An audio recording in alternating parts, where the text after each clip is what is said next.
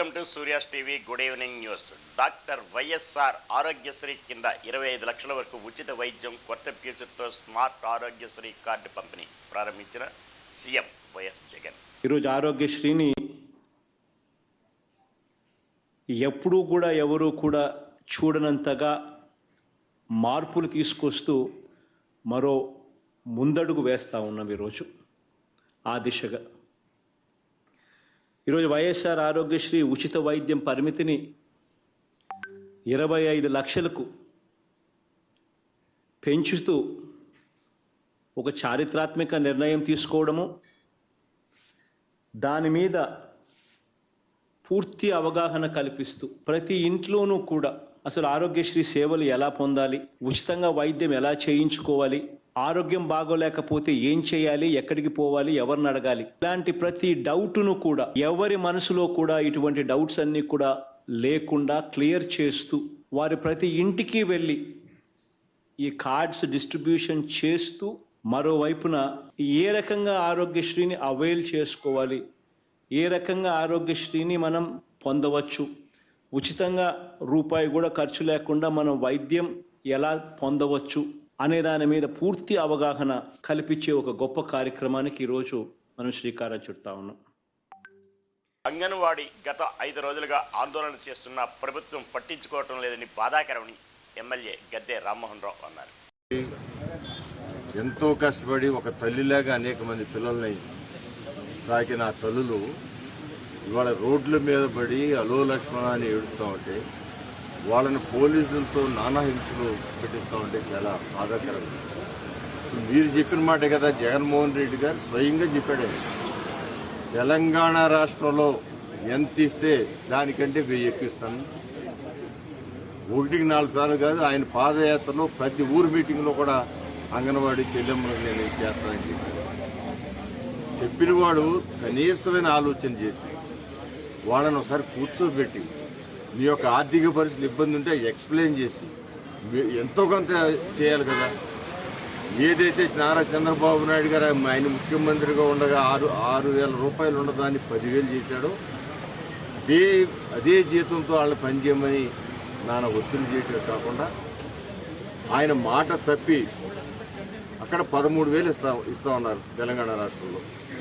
అలాంటప్పుడు కనీసం 13,000 ఇవ్వాల్సింది పోయి ఆయన 13,000 కంటే 1,000 ఎక్కువ ఇస్తాను. 14,000 ఇవ్వాల్సింది పోయి వాళ్ళు అడిగినందుకు ఈ రోజున వాళ్ళని ఉద్యోగాల నుంచి తీసేస్తామని వాళ్ళ భయభ్రాంతులు గుర్తు చేయడం కాకుండా జనసేన టీడీపీ పొత్తుల మధ్య తేడా వస్తున్నట్లు అనిపిస్తుందని డిప్యూటీ మేయర్ శైలజారెడ్డి విమర్శించారు. గతంలో ఏంటంటే పాపం పవన్ కళ్యాణ్ పద్దాకు ఆయన దగ్గరికి దూరేవాడు, కానీ ఈసారి ఏంటో రివర్స్ అయింది. మరి ఈయన దగ్గరికి ఆయన రావటం అంటే వీళ్ళిద్దరికి పొత్తులు ఎక్కడో కొంచెం తేడా ఉన్నాయని అనిపిస్తూ ఉంది మాకందరికీ కూడా. ఎందుకంటే పొత్తులు ఇంకా కుదరలేదు. ఏదో పాపం బయటికి మాత్రం ఇంకేముంది కాపులు రావాలి, లేకపోతే ఇంకేముంది చంద్రబాబు నాయుడు గారు రావాలి అంటే, కాపులు చంద్రబాబు నాయుడు ఎవరైనా కులాలను చూసి మీ అందరికీ కూడా ఓటేస్తారని అడుగుతా ఉన్నాం. మీ పరిపాలన గత 5 సంవత్సరాలు కూడా కులాల కుంపట్లు, లేకపోతే ప్రజల దగ్గర వ్యత్యాసము, లేకపోతే రాష్ట్రంలో వ్యత్యాసాలు, ఇవి కాదా మీ అందరు చేసింది. ఇవాళ ప్రతి ఒక్క కులాన్ని కూడా జగన్మోహన్ రెడ్డి గారు ఇదే కాపు నాయకులు మాట్లాడుతూ ఉన్నారు, లేకపోతే ఇదే కాపులు మాట్లాడుతూ ఉన్నారు. అసలు కాపు నేస్తాం ఇవ్వాలనేటువంటి ఆలోచన చంద్రబాబు నాయుడుకి ఎందుకు రాలేదండి? ఇవాళ కాపులందరూ కూడా జగన్మోహన్ రెడ్డి గారి నాయకత్వాన్ని ఎక్కడ బలోపేతం చేస్తారో అని వీళ్ళిద్దరికీ మళ్ళీ భయం పట్టుకుంది.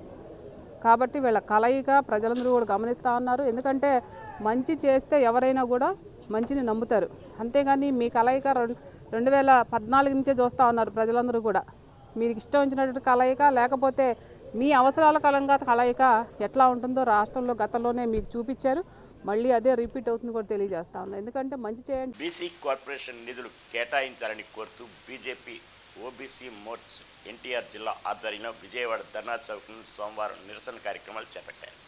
ఈ ఉద్యమం ముందుకు సాగుతుంది. ఈ కార్యక్రమానికి కార్పొరేషన్లో వేసిన సందర్భాలు లేవు. బీసీలో ఉన్న ఏ కులానికి కూడా, కులంలో ఉన్నటువంటి ఏ సోదరుడు కూడా, బీసీ సోదరుడు కూడా లబ్ధి పొందిన అవకాశాలు లేవు. అంతేకాకుండా గత ప్రభుత్వం ఉన్నటువంటి బీసీ కార్పొరేషన్ సంబంధించినటువంటి అనేక సంక్షేమ పథకాలను కూడా తొంగలో తొక్కినటువంటి ఘనత ముఖ్యమంత్రి జగన్మోహన్ రెడ్డికి దక్కుద్ది.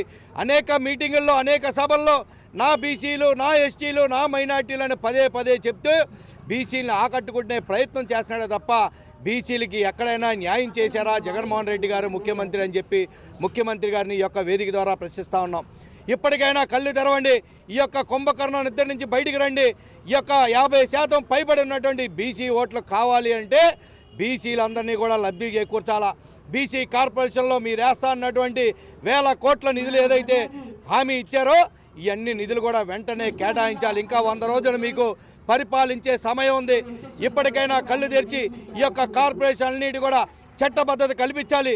ఈ యొక్క అన్ని కార్పొరేషన్లో కూడా వెంటనే నిధులు ఇచ్చి బీసీ సోదరులందరూ కూడా ఆదుకోవాలి. లేని పక్షంలో ప్రతి బీసీ సోదరుడు కూడా రేపు ఎన్నికల్లో మీకు బుద్ధి చెప్పడానికి సిద్ధంగా ఉన్నాడు.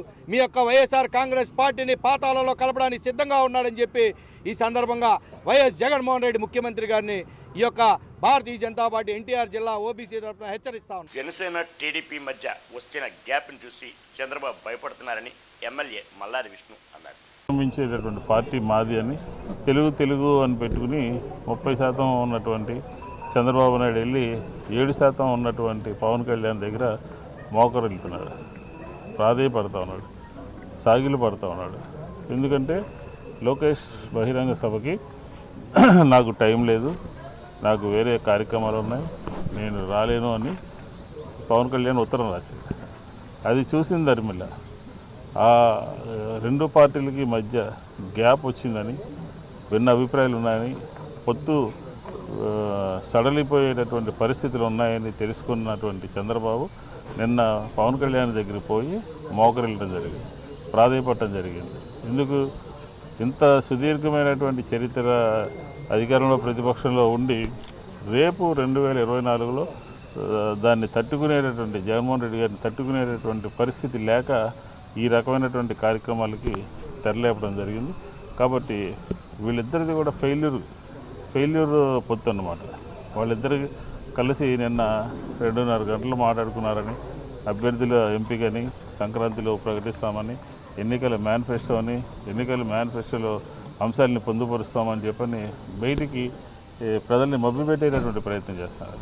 కాబట్టి ఖచ్చితంగా ఈ నిన్న భేటీని వైఎస్ఆర్ కాంగ్రెస్ పార్టీ అయితే పెద్దగా ఏం పట్టించుకోదు. ఎందుకంటే వాళ్ళ కొత్త ఆలోచన. జగ్గయ్యపేట నియోజకవర్గంలో వైకాపా నాయకులు అక్రమంగా ఫారం 7 పెట్టి ఓట్ల తొలగింపు కార్యక్రమాన్ని చేస్తున్నారని జగ్గయ్యపేట మాజీ ఎమ్మెల్యే శ్రీరామ్ తాతయ్య ఆరోపించారు. ఈ రాష్ట్రంలో కేంద్ర ఎన్నికల అధికారులు కానీ రాష్ట్ర ఎన్నికల అధికారుల యొక్క ఆదేశాలు కానీ రూల్స్ రెగ్యులేషన్స్ మాత్రం పనిచేయవు. ఎన్నికల నిబంధనల ప్రకారం ఫామ్ 7 ఎవరైనా అప్లై చేస్తే అర్జీలు కనుక అభ్యంతరాలు ఇస్తే ఒక వ్యక్తి ఒక ఓటర్ గురించి మాత్రమే అభ్యంతరం ఇవ్వాలి. అదే బిఎల్ఏ అయితే 5 ఓట్లు ఒక రోజు ఇవ్వచ్చు. కానీ పెనగంచిప్రోలు మండలంలో లింగగూడెం గ్రామంలో సర్పంచి 50 మంది 7 ఫార్మ్స్ సొంతంగా అప్లై చేసి 2 బూతులు ఉన్నాయి. 50 అప్లికేషన్ ఇస్తే ఈ బిఎల్ఓస్ రెవెన్యూ అధికారులు తీసుకుంటారు. అదేవిధంగా పెనగంచిప్రోలు గ్రామంలో 174, 175 బూతుల్లో ఒక వ్యక్తి 50 అప్లికేషన్లు సెవెన్లు ఇవ్వడం. పైగా బిఎల్ఓస్ ఏం చెప్తారు, ఎవరైతే ఓటర్ మీద అభ్యంతరం పెట్టారో ఆ ఓటర్ వచ్చి మేము ఉన్నామని చెప్పి సెల్ఫ్ డిక్లరేషన్ ఇవ్వాలట. మేము రెవెన్యూ ఈరోజు తహసీల్దార్గా ఇచ్చాం. మా డిమాండ్ ఏంటంటే ఎవరైతే నిబంధనలు వ్యతిరేకంగా ఒక వ్యక్తి బల్క్గా ఇవ్వడం ఏంటి, వాళ్ళ మీద చర్య తీసుకోవాలని చెప్తున్నాం. బిఎల్ఓస్ కూడా మీరు వాళ్ళ డిక్లరేషన్ ఇవ్వడం కాదు, మీరు వెళ్ళి విచారించి వాళ్ళు నోటీస్ ఇచ్చి విచారించి నైబర్స్ విచారించి ఓటున్నారా లేరా, అది నిబంధనలు వ్యతిరేకంగా ఎవరైతే 7 ఫార్మ్స్ ఇచ్చారో వాళ్ళ మీద చర్య తీసుకొని డిమాండ్ చేస్తా ఉన్నాం. ఈ రాష్ట్రంలో కేంద్ర రాష్ట్ర ఎన్నికల కమిషన్ నియమ నిబంధనలు కాకుండా వైసీపీ ప్రభుత్వం వైసీపీ పార్టీ ఇచ్చే నియమ నిబంధనల ప్రకారం ఎన్నికల అధికారులు బిఎల్ఓస్ ఎంఆర్ఓ ఆ విధంగా వాళ్ళ మీద ఒత్తిడి చేస్తా ఉన్నారు. మేము బిఎల్ఓస్ కానీ ఎంఆర్ఓలు కానీ ఎన్నికల అధికారులు ఒకటే రిక్వెస్ట్ చేస్తాను, నిష్పక్షపాతంగా చేయమని చెప్పి నిబంధనల ప్రకారం చేయమని చెప్పి డిమాండ్ చేస్తాం. ఒకవేళ కనుక ఎన్నికల నిబంధనలకు వ్యతిరేకంగా వైసీపీ నాయకులు చెప్పిన ఒత్తిడి మేరకు బిఎల్ఓస్ కానీ ఎన్నికల అధికారులు చేస్తే మాత్రం మేము న్యాయపరంగా పోరాటం చేస్తామని చెప్పి హెచ్చరిస్తా ఉన్నాం. ఎన్టీఆర్ జిల్లాలో విజయవాడలో సోమవారం స్పందన కార్యక్రమం భాగంగా విజయవాడకు చెందిన ఒంటరి మహిళా పెన్షన్ కోసం 15 సంవత్సరాలుగా తిరుగుతున్నా పట్టించుకోవడం లేదని ఆవేదన వ్యక్తం పరిచారు. పుట్టింట్లో ఉన్న అమ్మ దగ్గర ఇల్లు లేదు, భర్త లేడు. పెన్షన్ నా కోసం నేను ఆధారపడి ఎన్ని పెట్టానో నాకు చెప్పలేని పెట్టాను సార్. నాకు పెన్షన్ ఇప్పిండి అయ్యా. నాకు రేషన్ కార్డు, పెన్షన్. ఇదిగోండి రేషన్ కార్డు, పెన్షన్. అవి 2 నాకు రావు అంటున్నారు. ఒంటరి మహిళ పెన్షన్ 4 సార్లు ఇచ్చారు సార్. కంబంపాటి సావిత్రి నా పేరు. భర్త లేడు, 20 సంవత్సరాల నుంచి ఒంటరిగా జీవిస్తున్నా. దీనికోసం ఆధారపడ్డా అయ్యా. ఎన్నిసార్లు తిరిగామా ఆఫీస్ చుట్టూ? ఇప్పుడంటే 15 సంవత్సరాలు తిరుగుతూనే ఉన్నాను సార్. 15 సంవత్సరాలు 20 సంవత్సరాలు నేను వచ్చేసి 15 సంవత్సరాలు తిరుగుతూనే పెడతానే ఉన్నాను సార్. 10 రూపాయల జిరాక్స్ కానించి పెడుతూనే ఉన్నా. ఈరోజు 2 రూపాయలు అయింది. కొన్ని వేల జిరాక్సులు పెట్టాను సార్. ఒంటరి మహిళ పెన్షన్ ఎందుకు రాదు నాకు? ఒంటరి దానిని పిడిచొచ్చి పడిపోతా. నాకు పుట్టి పెట్టి ఆదరించే దిక్కు లేరు. అన్నదమ్ములు, ఆ తల్లిదండ్రులు, ముసలమ్మ దగ్గర ఉంటున్నా. చీ కొడుతున్నారు. వాటిల్లో పని చేస్తాను సార్.